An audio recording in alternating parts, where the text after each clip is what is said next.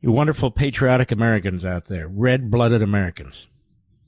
Some people seem to think you don't know the difference between good and evil, democracies and terrorist regimes. Team America roots for Team Israel. Team America is providing certain types of information to Team Israel. President of the United States, Donald Trump, is a historic and iconic figure, absolute genius in so many respects, and here he is, national security and foreign policy. He was never an isolationist, never.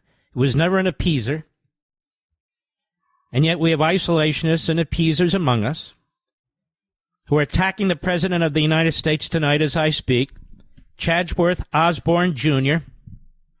among them, others too, some of whom I consider friends, some quasi-friends, because they're confused, they're muddled. And they're trying to build some kind of ideology and say, Trump transformed the Republican Party. Yes, he did. But America's America, and Americans have a long history. And neither Trump nor the people who voted for him are isolationists that would give into a terrorist regime that, number one, tries to assassinate our president, and number two, keeps talking about death to America. Oh, yeah, and there's the other thing. We do believe in our alliances and defending our allies, and we expect them to defend us when we need them. It's not that complicated. Now, some of these people who come up with their own brand new foreign policy don't realize there's nothing new about it. It's a stupid foreign policy. It is a pacifist foreign policy. It is a unilateral disarmament foreign policy. One of my friends says, look, I support Israel, but I don't really support them attacking Iran. Then you don't support Israel. Now, how do I know that? Imagine if these ballistic missiles, or any set of them, had nuclear warheads. The Iron Dome can't stop all of them. So imagine these ballistic missiles, which take 11 minutes to hit Israel once they're launched. They go up to almost at space, and then they fall down to Earth. They're very, very difficult to knock out of the sky. Thank you, Ronald Reagan. But for him, we wouldn't even have this type of technology. But you get the point. And so I want you to think about this a second. I laid this out on the Internet the other day, and I don't live on the Internet. These guys live on the Internet. It's unbelievable, Mr. Producer. It's, look at me. I've got 14 hits. Who cares? But I want you to think about this for a second. Let's play along.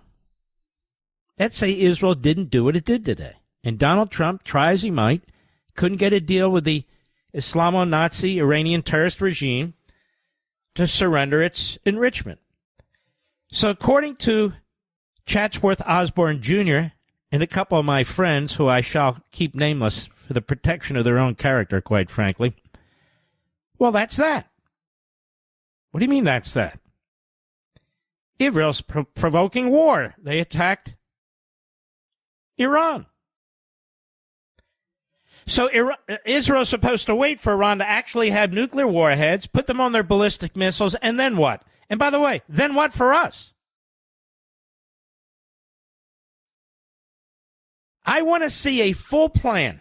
I want to see a full blueprint from these isolationists, from these imbeciles. I want to see their substantive blueprint. Forget about all the rest of it. Their substantive blueprint. Don't talk about forever wars and the neocons and what. No. Put away your third grade vocabulary books and let's see your blueprint. What would you do about Iran? First, they said Iran is not producing nuclear missiles, and they cite who? Gabby, Tulsi Gabbard. Well, she's either a fool or a liar or an ignoramus. That's three, I guess. One of the three, because everyone else knows that, including the President of the United States, that's not true. That's not true. And she's the Director of National Intelligence, for God's sakes.